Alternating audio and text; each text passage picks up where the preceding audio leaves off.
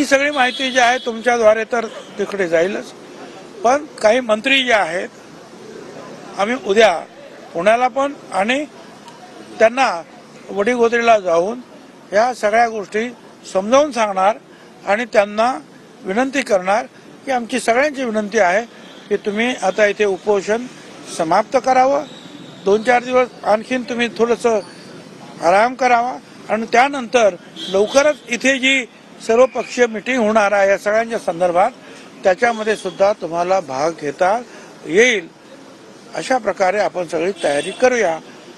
मुख्यमंत्र्यांकडून पुन्हा मंत्र्यांनी शिष्टमंडळ पुन्हा एकदा जालन्याला बैठक शिष्टमंडळ पुन्हा जालन्याला जाणार आहात, मात्र हे घेऊन जात असताना लेखी घेऊन जाणार आहे का? आणि त्यांची जी मागणी आहे की मुख्यमंत्र्यांनी स्वतः यावं, तर मुख्यमंत्री त्यांच्याशी स्वतः भेटायला जाणार आहेत। आम्ही मंत्रिमंडळ जे आहेत जवळजवळ 7-8 मंत्री आहोत ते जाणार आहोत।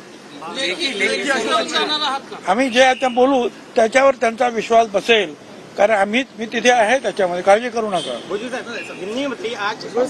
चला, प्रश्नाचं उत्तर दिलं तुम्हाला। अहो, छगन भुजबळ बोलतो आहे मी ओबीसीचा लीडर आहे काय, आणि मी ज्या वेळेला निरोप घेऊन जातो आहे त्यावेळेला माझे ते लोक जे आहेत, माझे लोक आहेत ते विश्वास ठेवतील। हिंदी में बताइए, आज आपकी बैठक हुई, कई घंटे आणखीन काय बोलायचं आहे? काय लावा आणखी काय नाही ना बाबा। किन मुद्दों पर चर्चा हुई और बैठक के अंत में क्या निकल कर आया?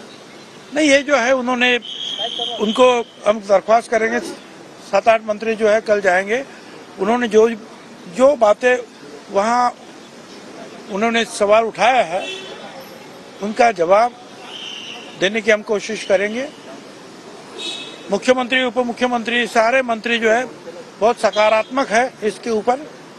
कुछ बातें उन्होंने मान ली है और उन्होंने ये भी कहा है कि ये सारे सवाल हम आने वाले अधिवेशन में सारे पार्टियों के नेताओं को बुलाकर उनके सामने उसको रखेंगे और ना ओबीसी और जो घुमंतु है उनके ऊपर भी अन्याय न होना, मराठा समाज के ऊपर भी अन्याय नहीं होगा, ये कोशिश हमारी रहेगी। आज किन मुद्दों पर चर्चा हुई और मुख्यमंत्री जी ने क्या आश्वासन दिया?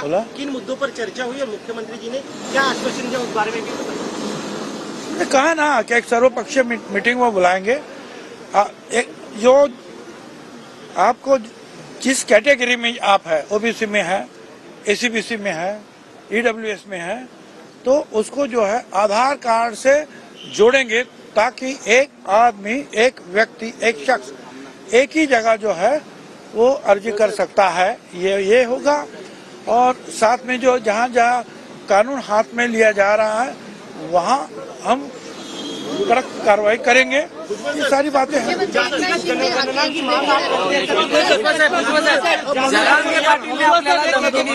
राजकीय करिअर तुमचं संपवू असं म्हणता येते। जरांगे पाटील म्हणतात भुजबळांचं राजकीय करिअर आम्ही संपवू।